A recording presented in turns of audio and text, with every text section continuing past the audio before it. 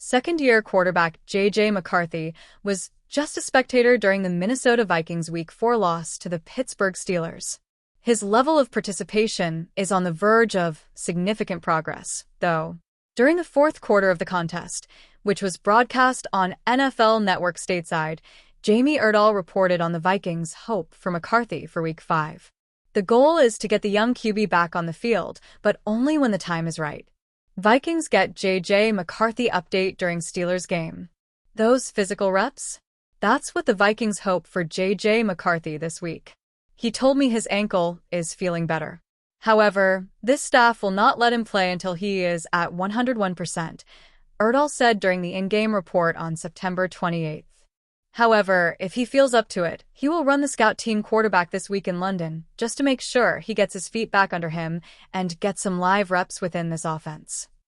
The Vikings scored a touchdown shortly after the report, but they still trailed the Steelers by 10 points and allowed another long drive right after their touchdown, during which McCarthy's fill-in, Carson Wentz, found reserve running back Xavier in the back of the end zone.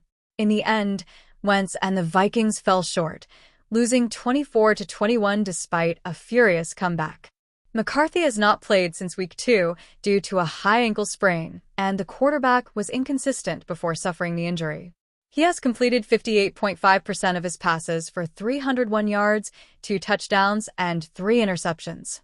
J.J. McCarthy, heading for Vikings scout team reps. Wentz entered the contest having completed 70% of his throws for 173 yards, 2 TD, and 0 INTs in his lone start, a 48-10 drubbing of the Cincinnati Bengals. That's showing spark speculation about whether Wentz could permanently replace McCarthy.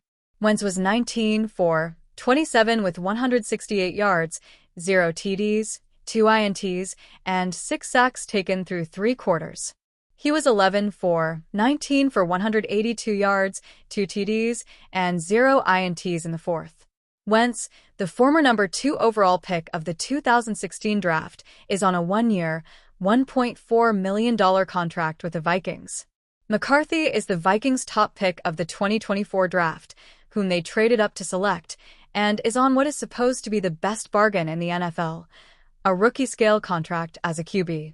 Vikings head coach Kevin O'Connell already addressed the situation earlier in the week. Vikings HC Kevin O'Connell gets honest about J.J. McCarthy. O'Connell, who has developed a reputation as a QB whisperer, and the Vikings went so far as to avoid bringing in a serious threat to McCarthy during training camp, letting the second-year passer operate virtually unopposed as the starter. That included not signing Aaron Rodgers, who was 18 for 22 for 200 yards and 1 TD pass. The Vikings also sacked him twice. Still, O'Connell's comments loom large in light of Erdahl's report and Wentz's performance in the Vikings' loss. Yeah, I think, first and foremost, he's got to get healthy. And then, throughout that process, it's not just, I don't think it's one of those things where it's, hey, the day he's healthy, and if he's healthy the night before a game, we're going to just throw him out there and say, hey, go figure it out type of thing. I think we saw, as phenomenal as he was getting prepared for the Atlanta game, he did miss practice that week, O'Connell told reporters on September 22nd. When you're in the phasing of building up the 10,000 reps and 10,000 hours of what it takes to play the position at a very high level, which we know J.J. McCarthy is going to do, you can't cut corners on that. And that also doesn't require an answer on that question today. Getting McCarthy reps with the scout team could help the Vikings fast-track his return. The Pittsburgh Steelers appear to be getting there by week at an opportune time. But cornerback Jalen Ramsey and wide receiver Calvin Austin III are likely to need more than 1 week to heal from injuries they sustained in Week 4 against the Minnesota Vikings. That's what the Pittsburgh Post-Gazette's Jerry Duloc reported Monday.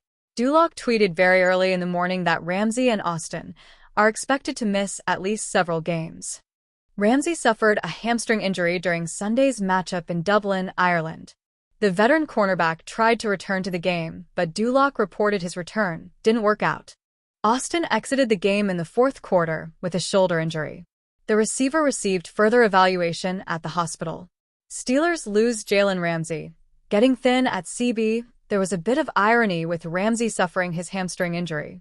On the first Steelers' defensive possession of the game, the veteran cornerback mimed a hamstring ailment during a touchdown celebration. Like the hamstring issue, the touchdown wasn't real, as the officials ruled the fumble Ramsey returned out of bounds before he picked it up. Ramsey didn't get another opportunity at a return touchdown but did suffer a real hamstring injury. Without the former All-Pro, depth veteran cornerbacks Brandon Echols and James Pierre, along with starter Darius Slay, played a lot for the Steelers late in the fourth quarter. During Ramsey's absence, the Steelers gave up an 81-yard reception to Jordan Addison. If there's any good news about the Steelers' secondary, it's that other players are getting healthy. Safety Deshaun Elliott returned Sunday. Cornerback Joey Porter Jr. didn't, but he was at least questionable to play in Ireland. Injury setbacks are always possible, but Porter appears to have a strong chance to play in Pittsburgh's next game after the bye week. The question, though, is how long will this several games prognosis Duloc reported actually be? If the Steelers place Ramsey on injured reserve, he won't be eligible to play again until November 9th.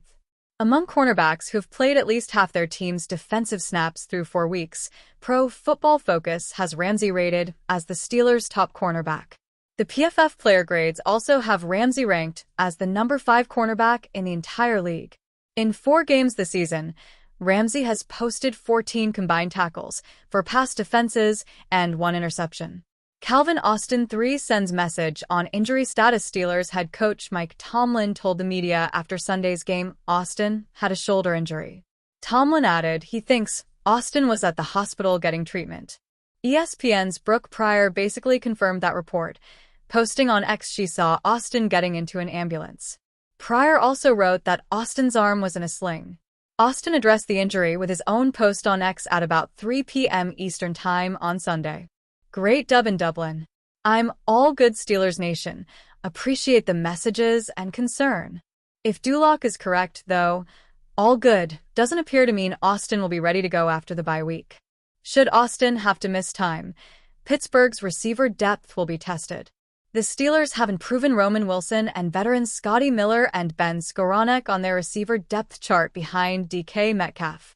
On Sunday, pundits begun speculating if the Steelers could pursue outside options. 2 of the better free agents available are Odell Beckham Jr. and Deontay Johnson. Neither inspire a lot of confidence. Beckham will turn 33 in November, and he received just 18 targets in 9 games with the Miami Dolphins last season. The Steelers traded Johnson in March 2024. Since then, other teams have parted ways with the veteran receiver. It's unlikely the Steelers would give him another chance. Maybe a trade for a receiver is possible. But whether general manager Omar Khan pursues that could depend on how long Austin will be sidelined. Austin has 10 catches for 139 yards and 2 touchdowns this season. The Steelers' next game will be against the Cleveland Browns on October 12th. According to Jerry Duloc of the Pittsburgh Post-Gazette, Pittsburgh Steelers receiver Calvin Austin III could miss several games due to a shoulder injury. He was reported to have left the stadium in Ireland to potentially get X-rays on his injured shoulder. If he has bad news from those possible X-rays, he could be out for a while. The Steelers cannot afford to lose him for long. For one reason or another, Roman Wilson has failed to get many targets heading into the Steelers bye week. He has been targeted only twice over 4 games. He had a monster preseason, and many thought Wilson would garner plenty of chances to show his worth. A potential absence from Austin could get the second-year receiver a shot, but he appears to be in the doghouse. If the coaches fail to give Wilson a realistic shot, they could rely on Scotty Miller to hold down the fort. Their best course of action, especially if Austin is out long-term, would be to search for an upgrade in the trade market. They could potentially attack a weaker team's roster in search of a potential solution. The Carolina Panthers, in particular, have a player who could really use a change of scenery after a slow start to his career. Pittsburgh Steelers could trade for Xavier Legette to replace injured Calvin Austin III. It's unknown if Carolina would be willing to part with Xavier Legette so soon, but it's worth giving a call. He shouldn't cost too much to get in a deal, but those parameters would be laid out in negotiations. Legette hasn't produced top receiver numbers during his time with the Panthers, but that's not what the Steelers need. They only need him to be a reliable second option for them. Injury is another issue surrounding the former first-round pick right now, as he tries to work his way back from a hamstring issue. If his health checks out, the Steelers could make some trade inquiries. He hasn't been great in Carolina, but that franchise continues to struggle. The second-year receiver has the moxie you like to see in a potential top playmaker for an NFL offense, but he needs to translate that onto the field in terms of production. Pittsburgh showed plenty of pre-draft interest in Xavier Legette when he entered the process in 2024. They were unable to select him in the first round since they went in a different direction, but the young receiver should remain on their radar. The Panthers selected him with hopes he could become their top playmaker on offense, but he has struggled to hang onto stardom this season. Austin's potential absence due to injury could be a massive problem for Pittsburgh. They cannot rely on Miller to be their top replacement, and it seems like they aren't comfortable with Wilson. Acquiring Legette in a potential trade would bring in a player who needs a fresh start and can become a top receiver in the league. They're familiar with him from the draft process.